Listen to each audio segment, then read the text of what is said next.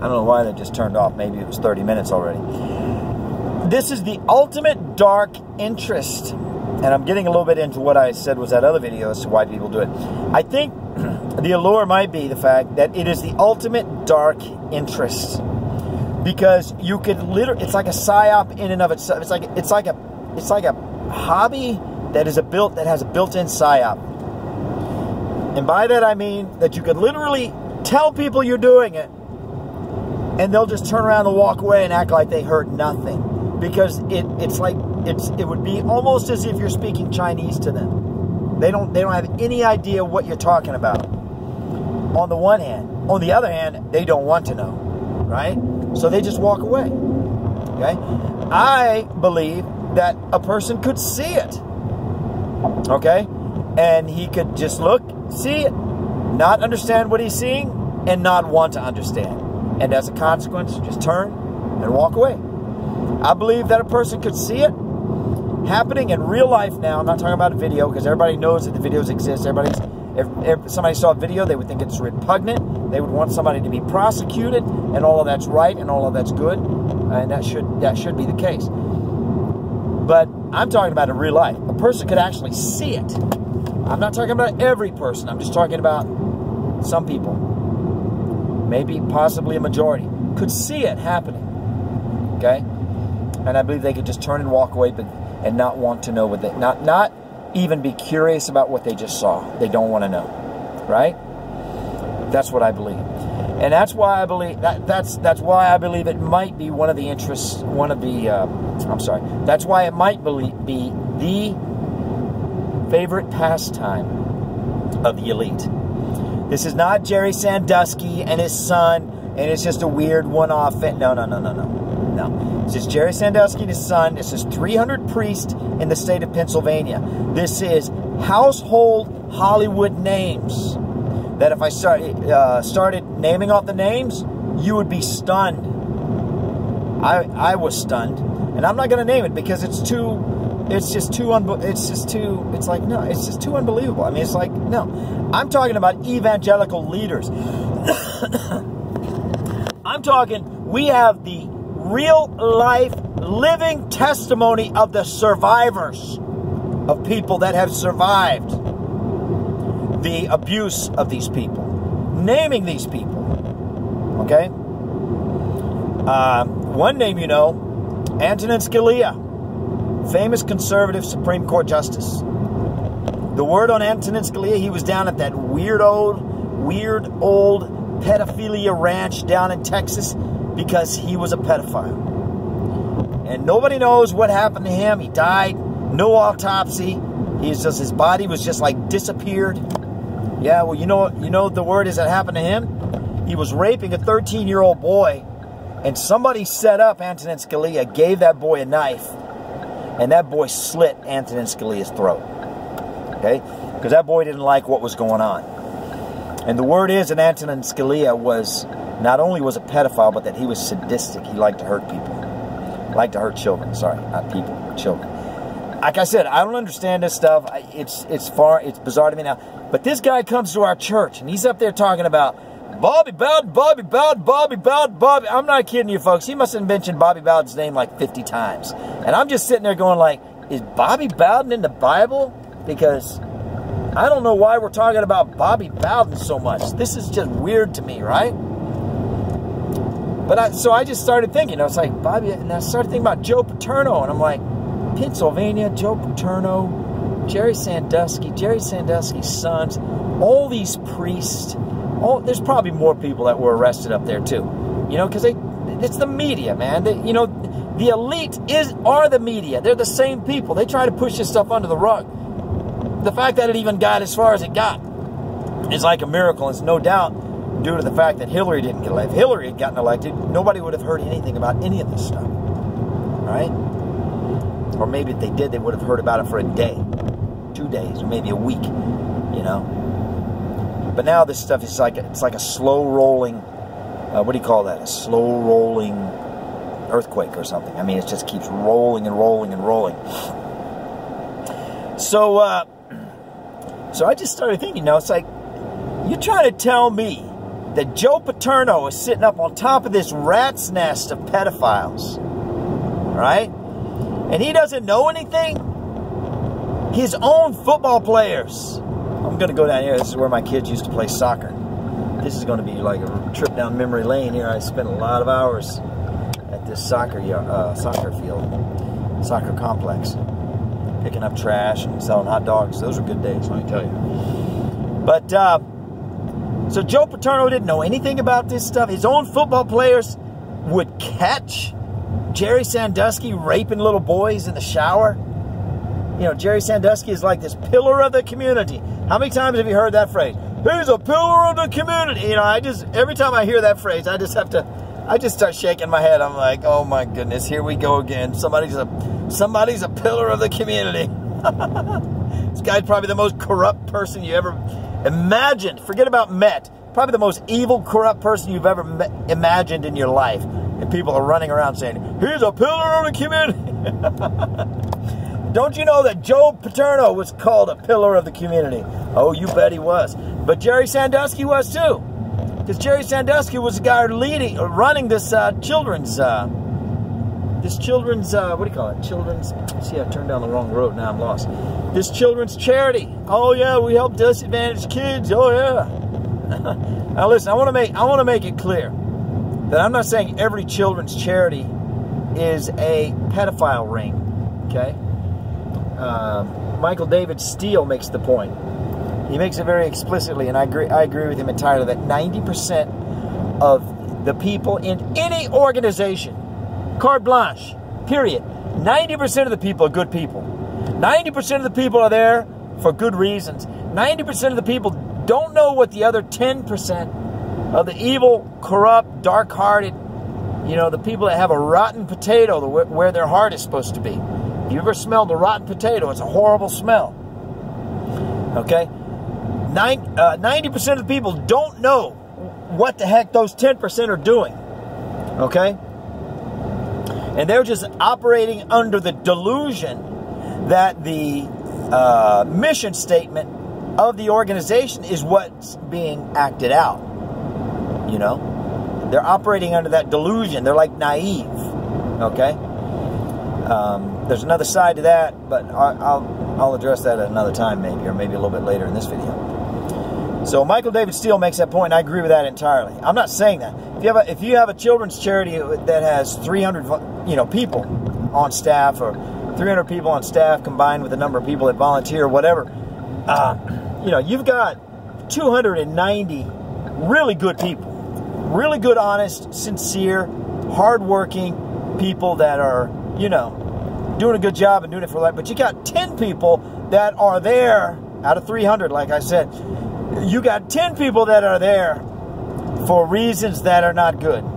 And you have at least 2 or 3 in a children's charity. You have at least 2 or 3 there because they have an extraordinarily unhealthy, evil, dark interest in children. Okay?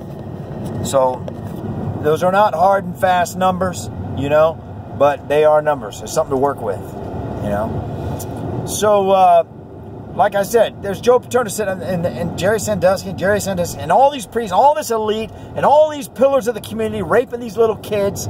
And so now we get to Bobby Bowden. I'm like, does Bobby Bowden have anything to do with it? Well, here's what I know.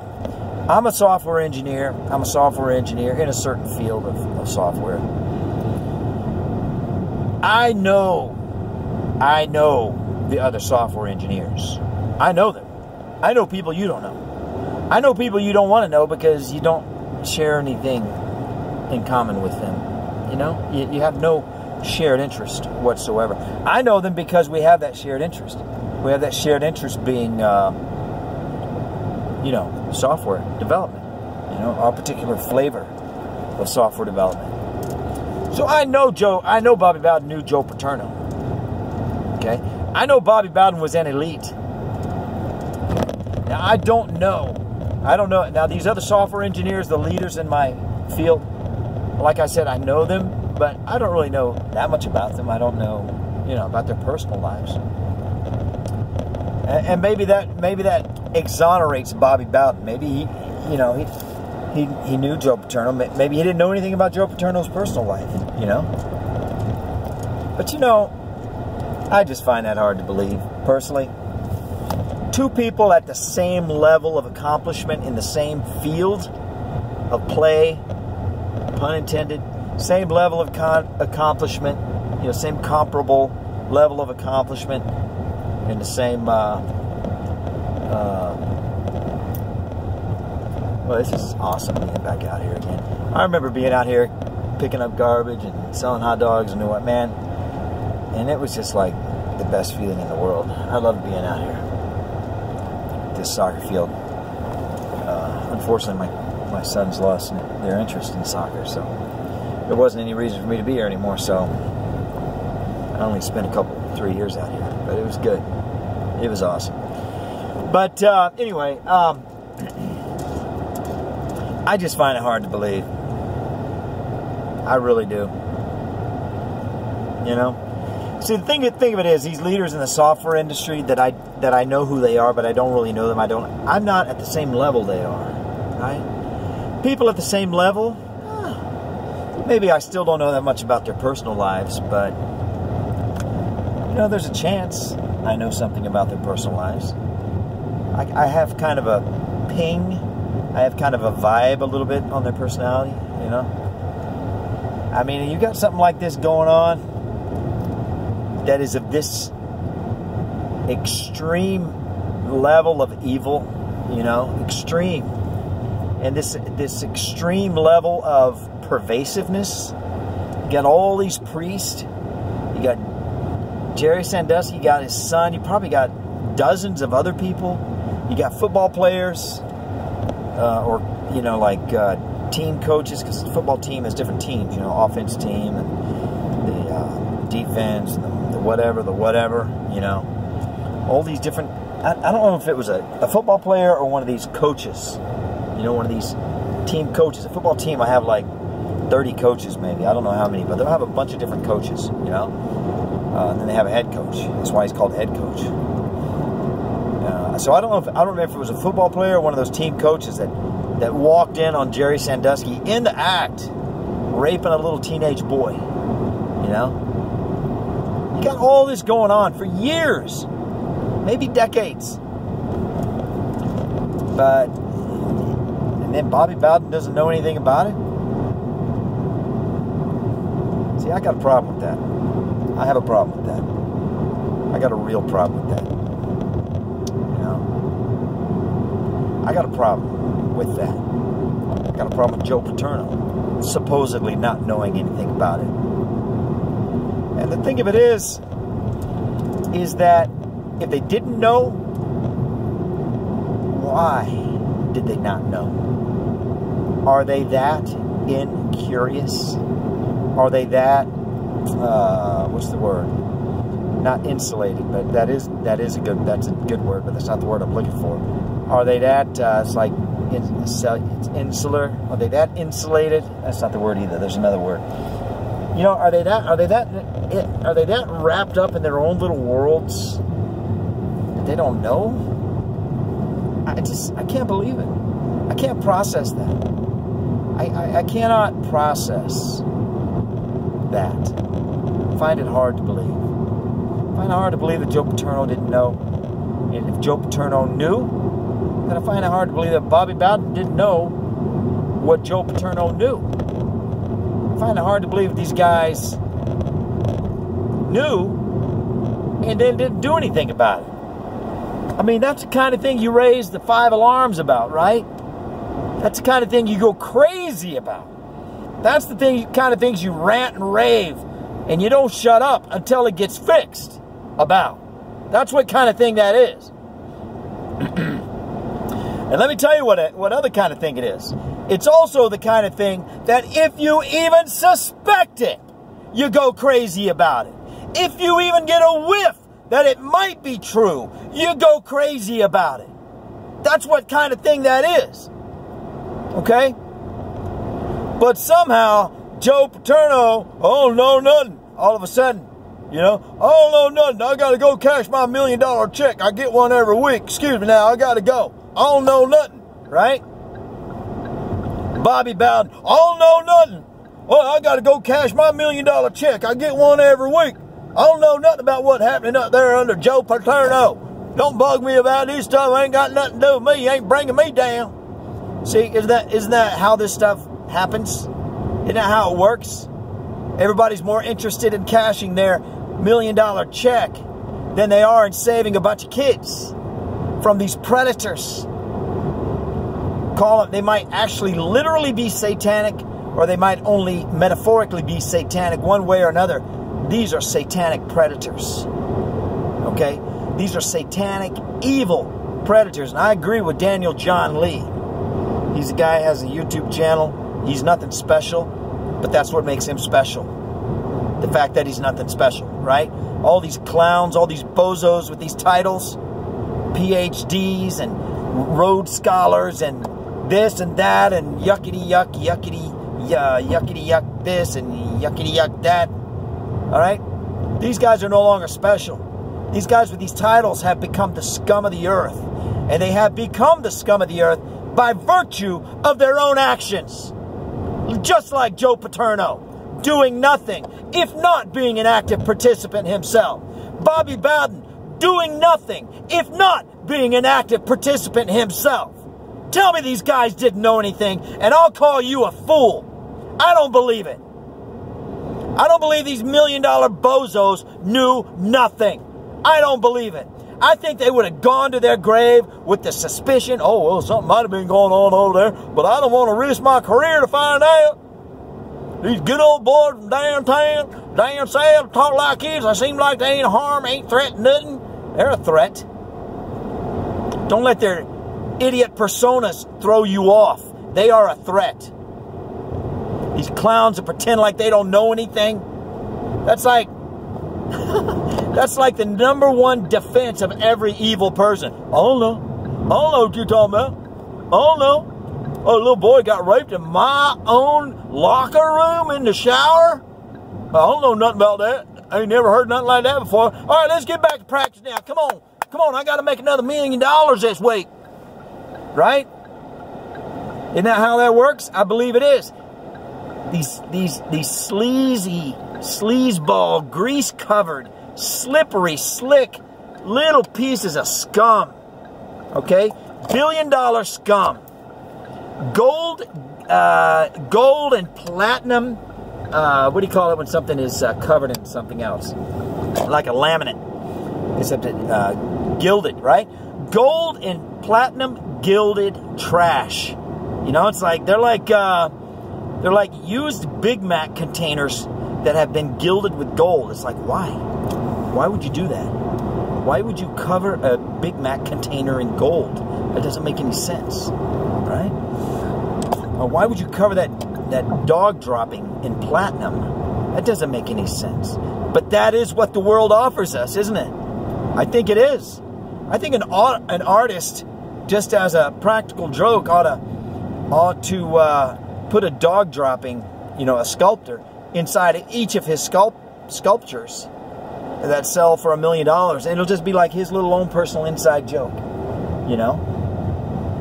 That's what we're getting when we go after the glitter, but we ignore the substance. That's what we're getting. When we're impressed with people that have millions and billions of dollars and a big name and they're on TV and, oh, Bobby Bowden, Bobby Bowden, Bobby Bowden. I'm not impressed with Bobby Bowden. I don't know Bobby Bowden from Adam, therefore I'm not impressed with him. I'm not unimpressed. I'm just not impressed. I don't know why I got to sit here in church and listen to some bozo talk about Bobby Bowden for an hour or 2 hours. It just doesn't make any sense. And to be honest with you, it makes me very suspicious. It's like something weird is going on here, right? The substance of this situation appears to me to be something consistent with something that I don't really place very much value on, all right? There's no substance here. I mean, I get the pretense. The pretense would be impressive if I were impressed by pretense, which I'm not. But the substance here is just, it's like absurdity. It's ridiculous, you know? And I'm going to start following now. See, when I see something that doesn't make any sense, I start to follow it, and I try to make it make sense, because I think, well, maybe I might be missing something, right? So now I'm going to see this thing that doesn't make any sense. I'm going to start following. I'm like, huh, Bobby Bowden. All right, well, who is Bobby Bowden? Don't make any sense. Football coach, okay. Well, who else is a football coach? Oh, yeah, Joe Paterno. Okay, well, let's try to make this make sense. What's Joe Paterno known for? Oh, yeah, football. Yeah, he had a big statue of himself torn down because he's like the king of a rat's nest. Everybody found out at the last minute. All right? Who else? See, this is not unusual, folks. I know it sounds crazy, but it's not. Jimmy Savile. It's either Seville or Savile. I think he's British, so, you know, we have different ways of pronouncing different words, but I should say we have different ways of pronouncing the same words. I think they might pronounce his word as Savile, but when we say it, it looks like Seville. But anyway, Jimmy Savile over in England, this guy was an absolute monster. A monster. A monster. I mean, there's no other word to describe this guy. He was a monster. But nobody ever found out, ever, until he died, after he died. He had MI6 clearance. He had higher security clearance with the royal family than MI5. He had MI6 security clearance. He was the pillar of the community. They named parks, they named streets, they named all kind of stuff after Jimmy Savile. And he was doing the exact kind of thing that was going on up at Penn State, except worse, if you can even believe that. I'm not even going to go into it because it's horrific. It's horrific what this guy did. And nobody ever found out. He had his own television show. He was all over the TV. Oh, he's a pillar of the community. And another $1 million, billion-dollar bozo. That's what Jimmy Savile was. Except, unfortunately, he was like bozo with knives. He was like an evil bozo. He was like one of those evil killer clowns. He was a horrible, evil, ugly, nasty, disgusting person. So what I was going to say about Daniel John Lee, he's doing a lot of work on this stuff. And there we go. Daniel John Lee, if you look him up on you look him up on YouTube, I forgot his channel name. It's like DNAIJB. It's like a bunch of random letters put together. Looks to me. But if you look up Daniel John Lee, his thing might pop up. Or if you just type in anything about pedivores. Pedivore is a special kind of pedophile. I don't even want to get into it. It's just crazy. But I will, but not right now. It's what the elite are into, folks. Anyway. Daniel John Lee, his goal, and he's not a bad guy, okay? He's actually a good guy. He's actually a great guy. He's actually a hero, okay? But his thing is, arrest these pedophiles, prosecute them, sentence them, and execute them in public. That's his thing. And I agree. Anthony Weiner, Hillary Clinton, Huma Abedin, that's just scratching the surface. All these people, Jerry Sandusky's son, you know, and you got people like Joe Paterno. If it is, and I have never stated that it is. I'm just saying I find it hard to believe that he didn't know about it. A and B. Anybody that has this stuff happening right under their nose, and then they come out and they have the unmitigated temerity to come out and say they don't know anything about it. It's like, dude, in my mind, it's like, dude, you got to be right there in the mix. You have to be. I mean, who is going to be so stupid as to think for a second that anybody's going to believe that you don't know? You know? Who's going to be that stupid? Nobody's going to be that stupid. Therefore, you must be guilty. That's the way my thought process works. I mean, that might be wrong. Maybe he's innocent, but that's just the way my thought. Joe Paterno has to be guilty. Bobby Bowden had to know something. Has to know something. Before it all came out. Before a bunch of people. Because people risk their lives to bring these people down. And if Bobby Bowden knew something about it, he didn't do anything about it. Man, you're just a good old Southern boy, $1 million piece of trash. Ain't you, boy? If. That's if. That's the way I look at it. So, you know, I'm sorry, but I'm very skeptical. I'm extremely skeptical of somebody coming into my church, calling themselves a preacher, and then getting up and talking about Bobby Bowden. I don't know anything about Bobby Bowden, but, you know, the more I think about Bobby Bowden, the nastier the taste I get coming up in my mouth. That's the way I feel about it. So, that's all I wanted to talk about today. That was quite a bit of rambling, maybe. Hopefully not. Tried to stay on topic. God bless you. Thank you for listening. And if you don't think that this subject matter is worthy of angry ranting, well then, you're more than welcome to let me know. If you do, you're more than welcome to let me know. God bless you all. Before I go, I just would like to say, you know, let's everybody stand up, and let's everybody be skeptical of our leaders. You know, they're leaders. Okay, they have their honor, they have their title, they have their creature comforts, they have, you know, their community respect. They have it. Okay, somebody's got to hold their feet to the fire. Somebody's got to keep them under a little bit of pressure to let them know that, hey, you are being watched. You are accountable. And not just to your friends. Not just to your hand-picked inner circle. You're accountable to people that you don't even know that you're accountable to. So, watch yourself. And if you don't, you know, and we're going to help you watch yourself. Because a leader by definition has latitude. He has freedoms that the rest of us don't have. He also has restrictions, but he has freedoms. And he has access to, or he or she has access to, you know, different types of temptations that the rest of us don't face. So there's a certain sense in which they need our help, you know.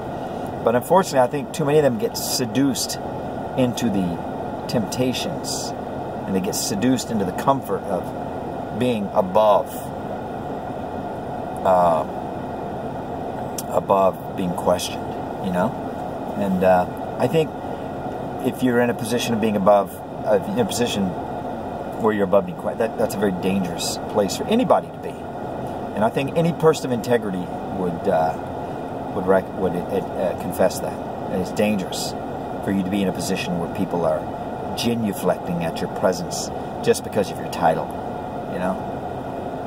And you know, they've forgotten what a bozo you are, you know. Let's not forget what bozos our leaders are. They're bozos just like we are. I mean, we're all the same, you know. They have a special job. They don't have special powers. They have a special job, and they have a special responsibility, and they also have special privileges, right? But they're not special humans. They're no different than the rest of us, you know. So there's a sense in which they need our help, I think. And I think the ones that have integrity will admit that and confess that and embrace that. So, like I said, let's be skeptical. Let's challenge these guys. And let's look carefully, critically, you know, with piercing microscopic vision into what they're doing and what they're saying and what their motives may or may not be. And let's make sure that they stay pure, because if they stay pure, we are also more pure, because we're both reflections of each other, right? So, anyway, I got to stop talking now because I'm starting to drive myself crazy. God bless you. Have a wonderful day, and we'll get together and rant some more about some important things soon. Thank you for watching. Bye.